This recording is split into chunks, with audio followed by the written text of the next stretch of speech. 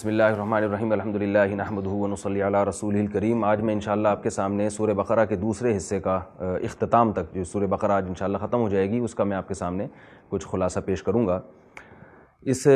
سورہ بقرہ کا دوسرا حصہ جو دوسرے پارے کا پہلا پاؤ سے شروع ہوتا ہے، لیس البر ان تولوا وجوہکم، اس میں اللہ تعالیٰ نے بتایا کہ یہود و نصارہ جو بہت زیادہ اعتراض کر رہے ہیں کہ ادھر منہ کر کے نماز کیوں پڑھ رہے ہو، تو اللہ نے بتایا کہ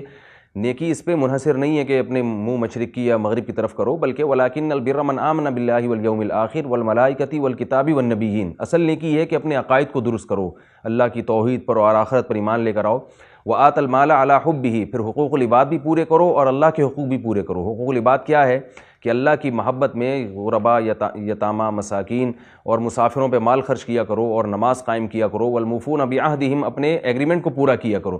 تو یہ ہے اصل نیکی کے کرنے کے کام، جس میں اپنے اوقات کا بڑا حصہ صرف کرو۔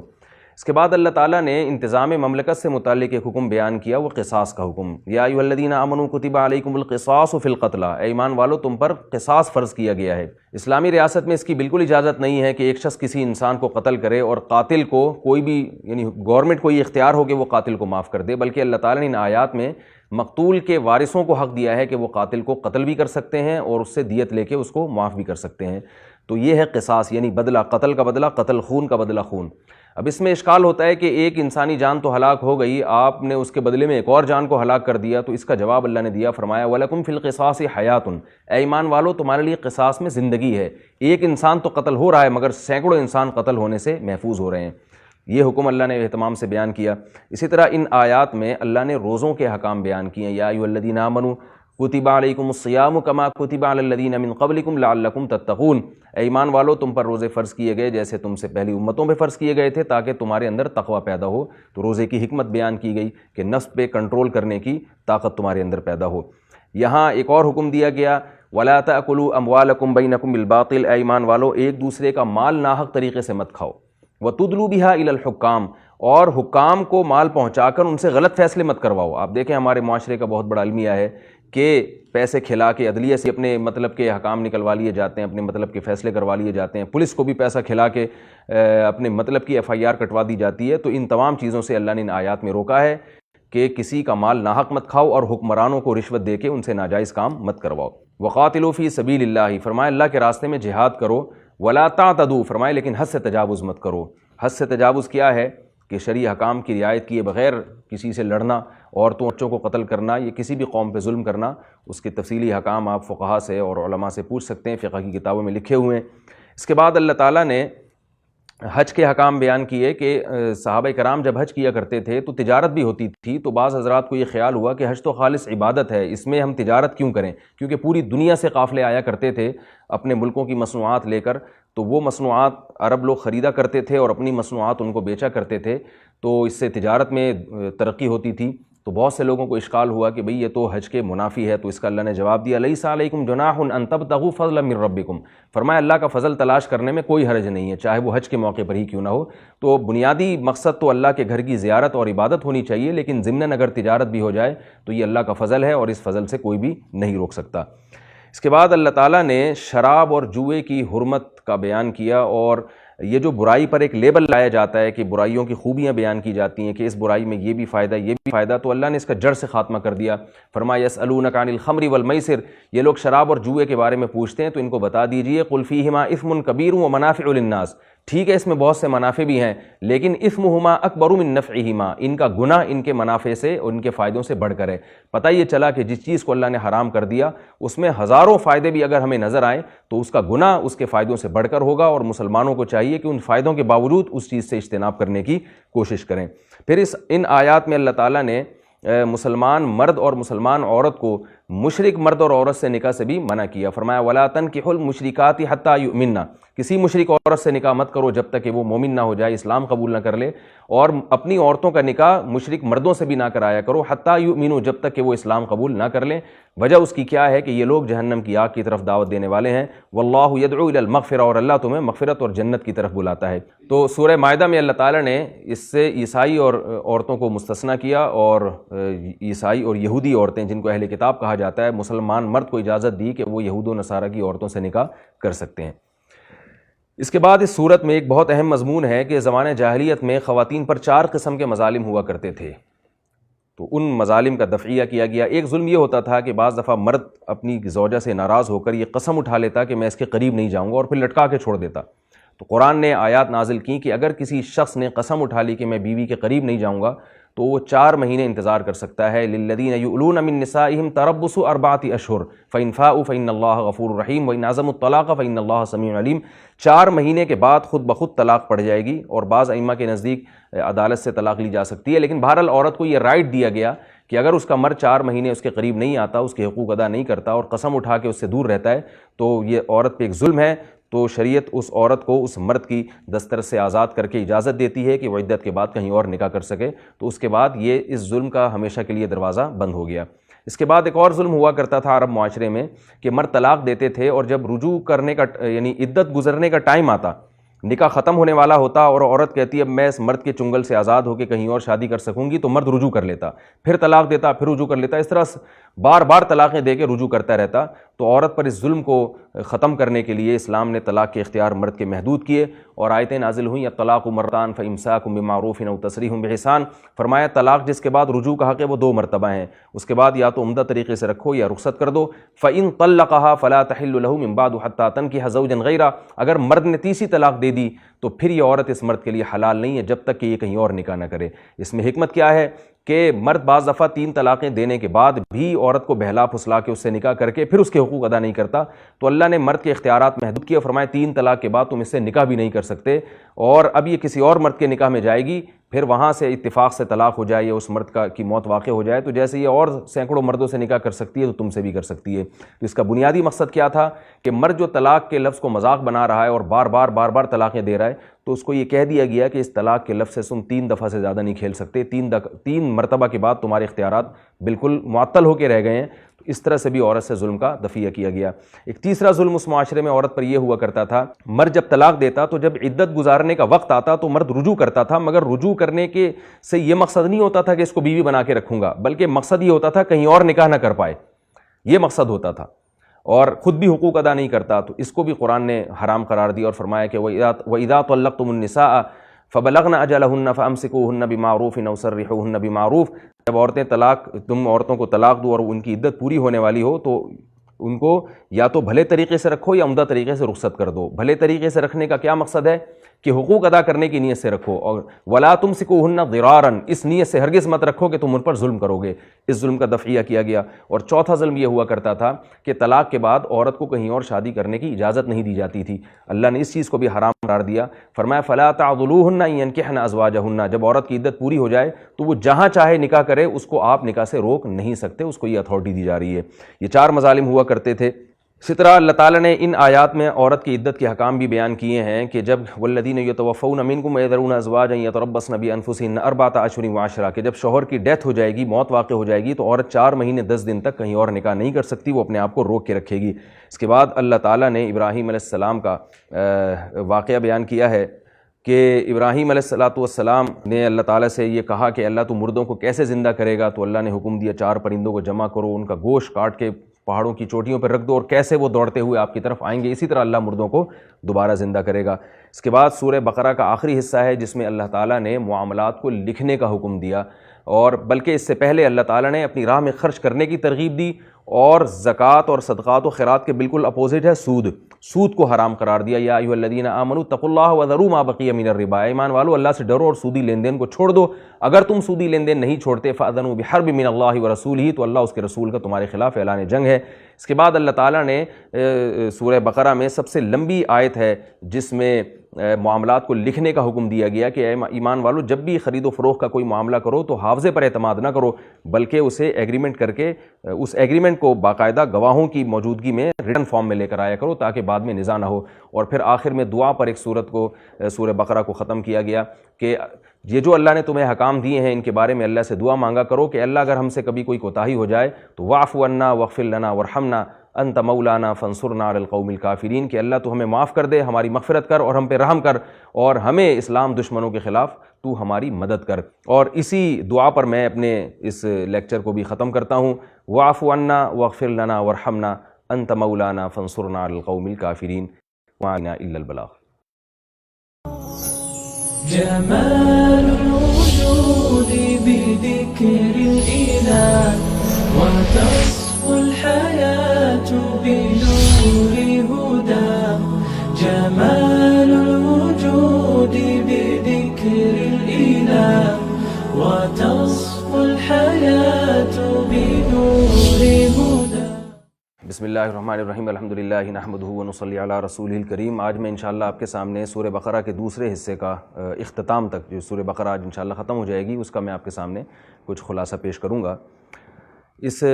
سورہ بقرہ کا دوسرا حصہ جو دوسرے پارے کا پہلا پاؤ سے شروع ہوتا ہے، لیس البر ان تولوا وجوہکم، اس میں اللہ تعالیٰ نے بتایا کہ یہود و نصارہ جو بہت زیادہ اعتراض کر رہے ہیں کہ ادھر منہ کر کے نماز کیوں پڑھ رہے ہو، تو اللہ نے بتایا کہ نیکی اس پہ منحصر نہیں ہے کہ اپنے منہ مشرق کی یا مغرب کی طرف کرو، بلکہ ولاکن البر من آمن باللہ والیوم الآخر والملائکۃ والکتاب والنبیین، اصل نیکی یہ ہے کہ اپنے عقائد کو درست کرو، اللہ کی توحید پر اور آخرت پر ایمان لے کر آؤ۔ وآت المال علی حبہ، پھر حقوق العباد بھی پورے کرو اور اللہ کے حقوق بھی پورے کرو۔ حقوق العباد کیا ہے کہ اللہ کی محبت میں غرباء، یتامى، مساکین اور مسافروں پہ مال خرچ کیا کرو اور نماز قائم کیا کرو۔ والموفون بعہدہم، اپنے ایگریمنٹ کو پورا کیا کرو۔ تو یہ ہے اصل نیکی کرنے کے کام، جس میں اپنے اوقات کا بڑا حصہ صرف کرو۔ اس کے بعد اللہ تعالیٰ نے انتظام مملکت سے متعلق ایک حکم بیان کیا، وہ قصاص کا حکم۔ یا ایھا الذین آمنوا کتب علیکم القصاص فی القتلی، اے ایمان والو تم پر قصاص فرض کیا گیا ہے۔ اسلامی ریاست میں اس کی بالکل اجازت نہیں ہے کہ ایک شخص کسی انسان کو قتل کرے اور قاتل کو کوئی بھی، یعنی گورنمنٹ کو یہ اختیار ہو کہ وہ قاتل کو معاف کر دے، بلکہ اللہ تعالیٰ نے ان آیات میں مقتول کے وارثوں کو حق دیا ہے کہ وہ قاتل کو قتل بھی کر سکتے ہیں اور اس سے دیت لے کے اس کو معاف بھی کر سکتے ہیں۔ تو یہ ہے قصاص، یعنی بدلہ، قتل کا بدلہ قتل، خون کا بدلہ خون۔ اب اس میں اشکال ہوتا ہے کہ ایک انسانی جان تو ہلاک ہو گئی، آپ نے اس کے بدلے میں ایک اور جان کو ہلاک کر دیا، تو اس کا جواب اللہ نے دیا، فرمایا وَلَكُمْ فِي الْقِصَاصِ حَيَاتٌ، اے ایمان والو تمہارے لیے قصاص میں زندگی ہے۔ ایک انسان تو قتل ہو رہا ہے مگر سینکڑوں انسان قتل ہونے سے محفوظ ہو رہے ہیں۔ یہ حکم اللہ نے اہتمام سے بیان کیا۔ اسی طرح ان آیات میں اللہ نے روزوں کے حکام بیان کیے، یا ایھا الذین آمنوا کتب علیکم الصیام کما کتب علی الذین من قبلکم لعلکم تتقون، اے ایمان والو تم پر روزے فرض کیے گئے جیسے تم سے پہلی امتوں پہ فرض کیے گئے تھے، تاکہ تمہارے اندر تقوی پیدا ہو۔ تو روزے کی حکمت بیان کی گئی کہ نفس پہ کنٹرول کرنے کی طاقت تمہارے اندر پیدا ہو۔ یہاں ایک اور حکم دیا گیا، ولا تأکلوا اموالکم بینکم بالباطل، اے ایمان والو ایک دوسرے کا مال ناحق طریقے سے مت کھاؤ۔ وتدلوا بها الی الحکام، اور حکام کو مال پہنچا کر ان سے غلط فیصلے مت کرواؤ۔ آپ دیکھیں ہمارے معاشرے کا بہت بڑا المیہ ہے کہ پیسے کھلا کے عدلیہ سے بھی اپنے مطلب کے حکام نکلوا لیے جاتے ہیں، اپنے مطلب کے فیصلے کروا لیے جاتے ہیں، پولیس کو بھی پیسہ کھلا کے اپنے مطلب کی FIR کٹوا دی جاتی ہے۔ تو ان تمام چیزوں سے اللہ نے ان آیات میں روکا ہے کہ کسی کا مال ناحق مت کھاؤ اور حکمرانوں کو رشوت دے کے ان سے ناجائز کام مت کرواؤ۔ وقاتلوا فی سبیل اللہ، فرمایا اللہ کے راستے میں جہاد کرو۔ ولا تعتدوا، فرمایا لیکن حد سے تجاوز مت کرو۔ حد سے تجاوز کیا ہے کہ شرعی حکام کی رعایت کیے بغیر کسی سے لڑنا، عورتوں اور بچوں کو قتل کرنا، یہ کسی بھی قوم پہ ظلم کرنا، اس کے تفصیلی حکام آپ فقہا سے اور علماء سے پوچھ سکتے ہیں، فقہ کی کتابوں میں لکھے ہوئے ہیں۔ اس کے بعد اللہ تعالیٰ نے حج کے حکام بیان کیے کہ صحابہ کرام جب حج کیا کرتے تھے تو تجارت بھی ہوتی تھی، تو بعض حضرات کو یہ خیال ہوا کہ حج تو خالص عبادت ہے، اس میں ہم تجارت کیوں کریں، کیونکہ پوری دنیا سے قافلے آیا کرتے تھے اپنے ملکوں کی مصنوعات لے کر، تو وہ مصنوعات عرب لوگ خریدا کرتے تھے اور اپنی مصنوعات ان کو بیچا کرتے تھے، تو اس سے تجارت میں ترقی ہوتی تھی۔ تو بہت سے لوگوں کو اشکال ہوا کہ بھئی یہ تو حج کے منافی ہے، تو اس کا اللہ نے جواب دیا، لیس علیکم جناح ان تبتغوا فضلا من ربکم، فرمایا اللہ کا فضل تلاش کرنے میں کوئی حرج نہیں ہے، چاہے وہ حج کے موقع پر ہی کیوں نہ ہو۔ تو بنیادی مقصد تو اللہ کے گھر کی زیارت اور عبادت ہونی چاہیے، لیکن ضمناً اگر تجارت بھی ہو جائے تو یہ اللہ کا فضل ہے اور اس فضل سے کوئی بھی نہیں روک سکتا۔ اس کے بعد اللہ تعالیٰ نے شراب اور جوئے کی حرمت کا بیان کیا، اور یہ جو برائی پر ایک لیبل لگایا جاتا ہے کہ برائیوں کی خوبیاں بیان کی جاتی ہیں کہ اس برائی میں یہ بھی فائدہ یہ بھی فائدہ، تو اللہ نے اس کا جڑ سے خاتمہ کر دیا۔ فرمایا یسألونک عن الخمر والمیسر، یہ لوگ شراب اور جوئے کے بارے میں پوچھتے ہیں تو ان کو بتا دیجئے قل فیہما اثم کبیر ومنافع للناس، ٹھیک ہے اس میں بہت سے منافع بھی ہیں، لیکن اثمہما اکبر من نفعہما، ان کا گناہ ان کے منافع سے اور ان کے فائدوں سے بڑھ کر ہے۔ پتہ یہ چلا کہ جس چیز کو اللہ نے حرام کر دیا اس میں ہزاروں فائدے بھی اگر ہمیں نظر آئیں تو اس کا گناہ اس کے فائدوں سے بڑھ کر ہوگا، اور مسلمانوں کو چاہیے کہ ان فائدوں کے باوجود اس چیز سے اجتناب کرنے کی کوشش کریں۔ پھر ان آیات میں اللہ تعالیٰ نے مسلمان مرد اور مسلمان عورت کو مشرک مرد اور عورت سے نکاح سے بھی منع کیا۔ فرمایا وَلَا تَنْكِحُوا الْمُشْرِكَاتِ حَتَّى يُؤْمِنَّ، کسی مشرک عورت سے نکاح مت کرو جب تک کہ وہ مومن نہ ہو جائے، اسلام قبول نہ کر لے، اور اپنی عورتوں کا نکاح مشرک مردوں سے بھی نہ کرایا کرو حتیٰ یؤمنوا، جب تک کہ وہ اسلام قبول نہ کر لیں۔ وجہ اس کی کیا ہے کہ یہ لوگ جہنم کی آگ کی طرف دعوت دینے والے ہیں. واللہ یدعو الی المغفرہ، اور اللہ تمہیں مغفرت اور جنت کی طرف بلاتا ہے. تو سورہ مائدہ میں اللہ تعالیٰ نے اس سے عیسائی اور عورتوں کو مستثنیٰ کیا، اور عیسائی اور یہودی عورتیں جن کو اہل کتاب کہا جاتا ہے، مسلمان مرد کو اجازت دی کہ وہ یہود و نصارہ کی عورتوں سے نکاح کر سکتے ہیں. اس کے بعد اس صورت میں ایک بہت اہم مضمون ہے کہ زمانہ جاہلیت میں خواتین پر 4 قسم کے مظالم ہوا کرتے تھے. تو ان مظالم کا دفعیہ کیا گیا. ایک ظلم یہ ہوتا تھا کہ بعض دفعہ مرد اپنی زوجہ سے ناراض ہو کر یہ قسم اٹھا لیتا کہ میں اس کے قریب نہیں جاؤں گا، اور پھر لٹکا کے چھوڑ دیتا. تو قرآن نے آیات نازل کی کہ اگر کسی شخص نے قسم اٹھا لی کہ میں بیوی کے قریب نہیں جاؤں گا تو وہ 4 مہینے انتظار کر سکتا ہے. للذین یؤلون من نسائہم تربص 4 اشہر فإن فاؤوا فإن اللہ غفور رحیم وإن عزموا الطلاق فإن اللہ سمیع علیم. 4 مہینے کے بعد خود بخود طلاق پڑ جائے گی، اور بعض ائمہ کے نزدیک عدالت سے طلاق لی جا سکتی ہے. لیکن بہرحال عورت کو یہ رائٹ دیا گیا کہ اگر اس کا مرد 4 مہینے اس کے قریب نہیں آتا، اس کے حقوق ادا نہیں کرتا اور قسم اٹھا کے اس سے دور رہتا ہے، تو یہ عورت پہ ایک ظلم ہے. تو شریعت اس عورت کو اس مرد کی دسترس سے آزاد کر کے اجازت دیتی ہے کہ وہ عدت کے بعد کہیں اور نکاح کر سکے. تو اس کے بعد یہ اس ظلم کا ہمیشہ کے لیے دروازہ بند ہو گیا. اس کے بعد ایک اور ظلم ہوا کرتا تھا عرب معاشرے میں کہ مرد طلاق دیتے تھے، اور جب رجوع کرنے کا یعنی عدت گزرنے کا ٹائم آتا، نکاح ختم ہونے والا ہوتا اور عورت کہتی اب میں اس مرد کے چنگل سے آزاد ہو کے کہیں اور شادی کر سکوں گی، تو مرد رجوع کر لیتا، پھر طلاق دیتا، پھر رجوع کر لیتا. اس طرح بار بار طلاقیں دے کے رجوع کرتا رہتا. تو عورت پر اس ظلم کو ختم کرنے کے لیے اسلام نے طلاق کے اختیار مرد کے محدود کیے، اور آیتیں نازل ہوئیں الطلاق مرتان فامساک بمعروف او تسریح باحسان. فرمایا طلاق جس کے بعد رجوع کا حق ہے وہ 2 مرتبہ ہیں، اس کے بعد یا تو عمدہ طریقے سے رکھو یا رخصت کر دو. فإن طلقها فلا تحل له من بعد حتى تنكح زوجا غيره. اگر مرد نے تیسری طلاق دے دی تو پھر یہ عورت اس مرد کے لیے حلال نہیں ہے جب تک کہ یہ کہیں اور نکاح نہ کرے. اس میں حکمت کیا ہے کہ مرد بعض دفعہ 3 طلاقیں دینے کے بعد بھی عورت کو بہلا پھسلا کے اس سے نکاح کر کے پھر اس کے حقوق ادا نہیں کرتا. تو اللہ نے مرد کے اختیارات محدود کیے، فرمایا 3 طلاق کے بعد تم اس سے نکاح بھی نہیں کر سکتے، اور اب یہ کسی اور مرد کے نکاح میں جائے گی، پھر وہاں سے اتفاق سے طلاق ہو جائے یا اس مرد کی موت واقع ہو جائے تو جیسے یہ اور سینکڑوں مردوں سے نکاح کر سکتی ہے تو تم سے بھی کر سکتی ہے. تو اس کا بنیادی مقصد کیا تھا کہ مرد جو طلاق کے لفظ کو مذاق بنا رہا ہے اور بار بار طلاقیں دے رہا ہے، تو اس کو یہ کہہ دیا گیا کہ اس طلاق کے لفظ سے تم 3 دفعہ سے زیادہ نہیں کھیل سکتے، 3 مرتبہ کے بعد تمہارے اختیارات بالکل معطل ہو کے رہ گئے ہیں. تو اس طرح سے بھی عورت سے ظلم کا دفعیہ کیا گیا. ایک تیسرا ظلم اس معاشرے میں عورت پر یہ ہوا کرتا تھا، مرد جب طلاق دیتا تو جب عدت گزارنے کا وقت آتا تو مرد رجوع کرتا تھا، مگر رجوع کرنے کے سے یہ مقصد نہیں ہوتا تھا کہ اس کو بیوی بنا کے رکھوں گا، بلکہ مقصد یہ ہوتا تھا کہیں اور نکاح نہ کر پائے، یہ مقصد ہوتا تھا، اور خود بھی حقوق ادا نہیں کرتا. تو اس کو بھی قرآن نے حرام قرار دیا اور فرمایا کہ وَإِذَا طَلَّقْتُمُ النِّسَاءَ فَبَلَغْنَ أَجَلَهُنَّ فَأَمْسِكُوهُنَّ بِمَعْرُوفٍ أَوْ سَرِّحُوهُنَّ بِمَعْرُوفٍ. جب تم عورتوں کو طلاق دو اور ان کی عدت پوری ہونے والی ہو تو